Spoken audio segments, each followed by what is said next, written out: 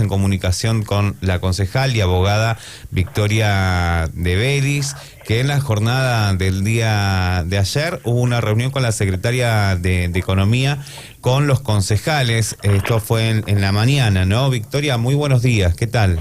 Muy buen día, ¿cómo están ustedes? Qué tempranito te llamamos hoy, ¿eh? No importa, yo suelo madrugar, no hay problema. A ver, Victoria, primero, hubo una sesión del Consejo Deliberante. ¿Querés hablar algo de la sesión? Bueno, en realidad fue una sesión larga, una sesión de 7 horas donde se discutieron algunos posicionamientos políticos y otros referente a lo local, que a mí es lo que me gusta resaltar, donde, bueno, se había pedido informes en particular respecto de qué pasa con el consultor inclusivo. Este es un tema que nosotros venimos tratando desde la Comisión de Género, como lo expuso Alicia Almada, que es su presidenta, había sido citada en varias veces la funcionaria que está a cargo, pero bueno, nunca recibimos respuesta. Y parece que en esta especie de desmantelamiento que se está haciendo, la situación se ha agravado, más por la necesidad obviamente de la contención en este contexto. Lamentablemente no salió, tampoco se dio explicación sobre ese tema, el cual me hubiera gustado escucharlo, porque afecta sensiblemente a la gente que concurre, a personas, perdón, que concurren, y también el tema de el no pago del presentismo a los trabajadores municipales, el pago anual del presentismo. Ese también es un tema que me hubiera gustado escuchar una explicación, por eso ayer insistí, y acá te enlazo con la reunión de ayer. Ayer la verdad que amablemente nos atendió la secretaria, expuso, bueno, los fundamentos propios, digamos, del área respecto de la rendición de cuentas, pero también no esquivó la pregunta cuando le pregunté respecto de por qué no se había pagado el premio anual. Obviamente que esto forma parte del déficit que se arrastra del año pasado, ¿no es cierto? No se pagó porque el dinero no estaba, porque aún no se sabe cuándo va a estar disponible para su pago. Ahora tienen que afrontar sueldos y aguinaldos, y la verdad que las finanzas municipales están muy complicadas. Es un déficit de 354 millones que se arrastra del cierre del ejercicio 2019.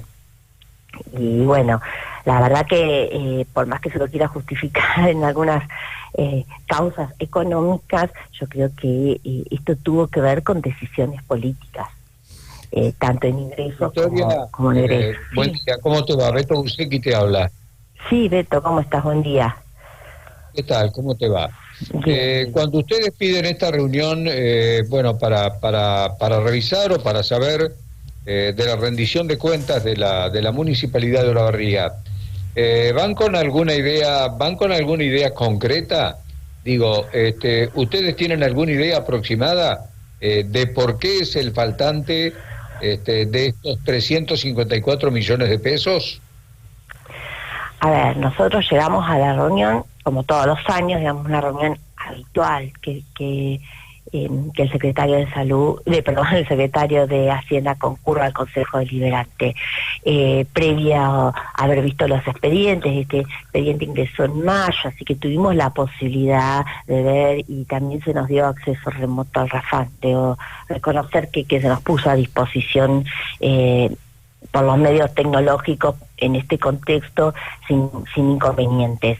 Entonces nosotros llegamos, digamos, ya con un cuestionario de dudas, de donde podíamos deducir de dónde surgiría este faltante, pero bueno, la opinión técnica es imprescindible, más allá que queda pendiente tomar vista de algunos expedientes. La realidad es que nosotros podemos hacer suposiciones, pero las preguntas, las respuestas, mejor dicho, esas preguntas las dan muchas veces en la reunión, otras veces no. Hemos hecho consultas por escrito, las cuales, bueno, ya están agregadas al expediente, hacia la inquietud de cada uno de los bloques, Y después, lo que es, digamos, preocupante, más allá que se trató el tema de la rendición de cuentas en particular, también se hizo preguntas sobre la emergencia. Recordemos que el municipio se encuentra en una emergencia económica financiera declarada desde el mes de marzo, coincidente con la pandemia. A veces parece como que pasa desapercibido por el tema de la pandemia, pero bueno, digamos, se llega a esa declaración de emergencia también en virtud de este déficit de 354 millones con el que cierra el año 2019. Claro. Victoria, esta preocupación que tiene Cuidemos Olavarría, que es el SBRismo en realidad, por este déficit, que te pregunto, primero dos preguntas en una, ¿no? Si este déficit es histórico, estos 354 millones, esta deuda, este faltante en las cuentas de la Municipalidad de Olavarría, si es histórico, y si la bancada del Frente de Todos opina de la misma forma que ustedes, o tiene otra mirada sobre esto. Bueno, la primera pregunta, te digo, no es histórico. Esto no ha pasado. El año 2018 cerró con un superávit de 65 millones. Es decir, este déficit es extraordinario. No es común que el desequilibrio en las cuentas municipales. De hecho, después vimos el impacto de eso, ¿no es cierto? Esto por un lado. Y después yo creo que es una preocupación generalizada. Tanto el bloque de Frente de Todos, también Ubaldo, que es el contador, digamos, del bloque, realizó preguntas, también lo hizo Germán, lo hizo Eduardo, lo hizo Mercedes, digamos, todos tuvimos la posibilidad de preguntar y se veía en el tono de la pregunta también la preocupación, porque más allá de cómo cerró el 2019 es algo que se arrastra. Y me parece que hay una pregunta también del bloque de Frente de Todos muy atinada por parte de Germán, a ver qué estrategia piensa aplicar para, ver cómo se resuelve eso para adelante. Y ahí nos encontramos también con poca planificación. Se espera que la provincia envíe la coparticipación, digamos, que la provincia los ayude, y también por parte de la reactivación económica, pero sabemos que eso va a ser difícil en este contexto, que va a haber que pensar qué políticas públicas también se van a implementar. Esto ya lo hemos hablado cuando planteamos lo del Consejo Económico y Social desde mi bloque, es decir, a ver cómo se va a salir de esto, porque si se espera solamente que con el despacho de cemento podamos salvar las cuentas municipales, vamos a estar muy complicados.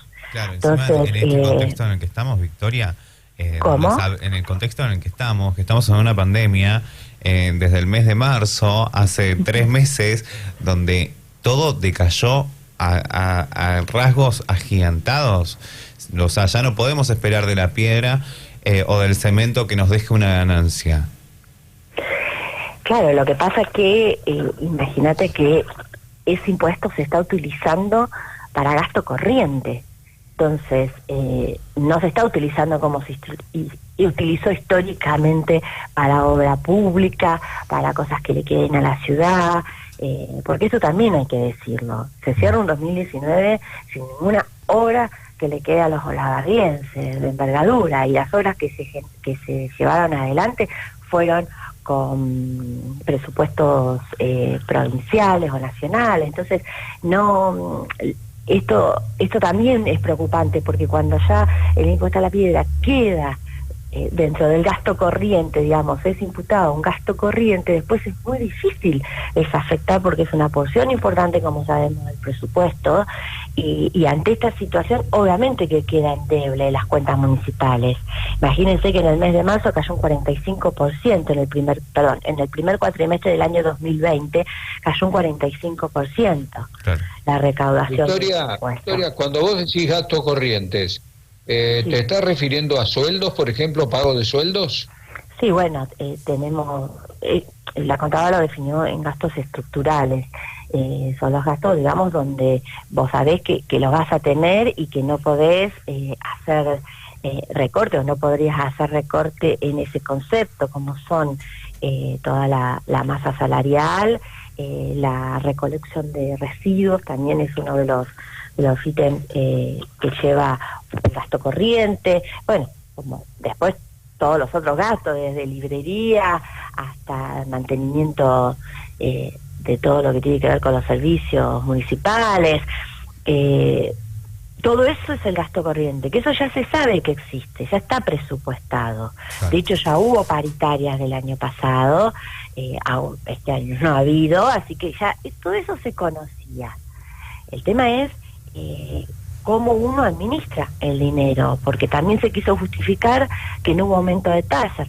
Es cierto, pero fue una decisión política no aumentar de tasa porque estaban en plena campaña política. Entonces después se quisieron aumentar, se aumentaron, en enero las tasas municipales cuando la situación era igual o peor que a mitad de 2019. Entonces estas decisiones políticas obviamente que impactan para que exista este déficit. Después habló de los subsidios al transporte, que se había aumentado mucho los subsidios de digamos totales, ¿no?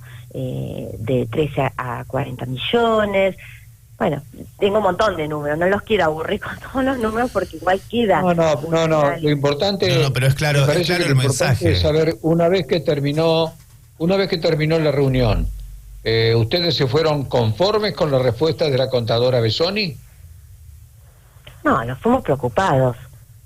La realidad es que también hay un préstamo realmente en coparticipación que nos enteramos en la reunión de 20 millones que había pedido el municipio a la provincia, es decir, ya se suman los 60 que había pedido más los 20 que pidió en mayo, ya son 80 que se empiezan a pagar a partir de agosto en 5 cuotas, a retener de la coparticipación. Es decir, ahí también nos desayunamos de esta noticia que causa preocupación.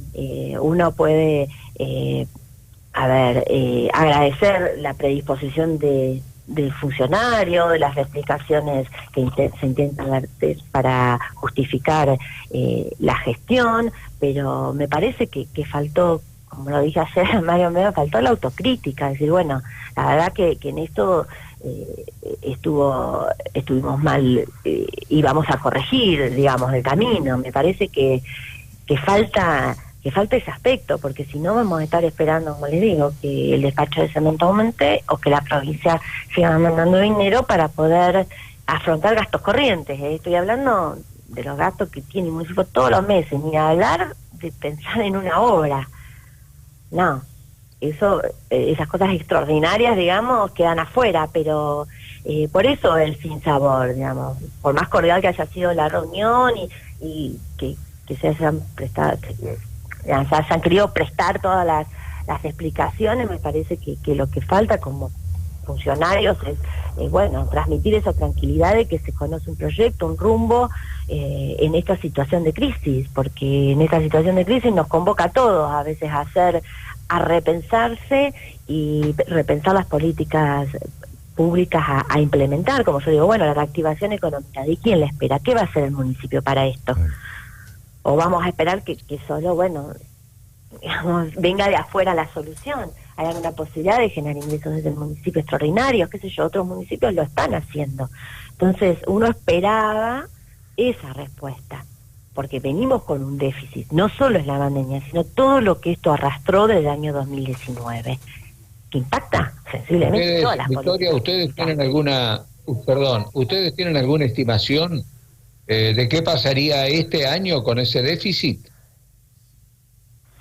Estimación, no, porque va a depender también de cuánto llegue de coparticipación. Pensemos que el presupuesto se compone de varios ingresos, la recaudación ya el año pasado de tasas había bajado un 61%, al menos la urbana, no así la rural, que se mantuvo en el 98% de cobrabilidad. Bueno, también hay que ver qué pasa con esto. Sí, y tiene que ver, buen día Victoria, Alejandro Esmalete de Salud. ¿Tiene que ver mucho cuánto va a durar la cuarentena? Bueno, la cuarentena ya pasó, la noventena. Bueno, ¿cuánto va a durar la pandemia?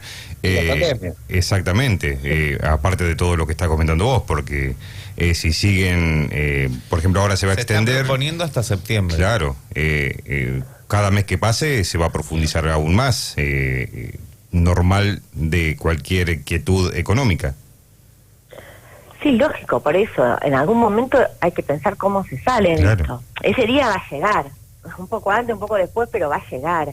Y lo preocupante es eso, digamos, cómo se piensa reactivar la economía local.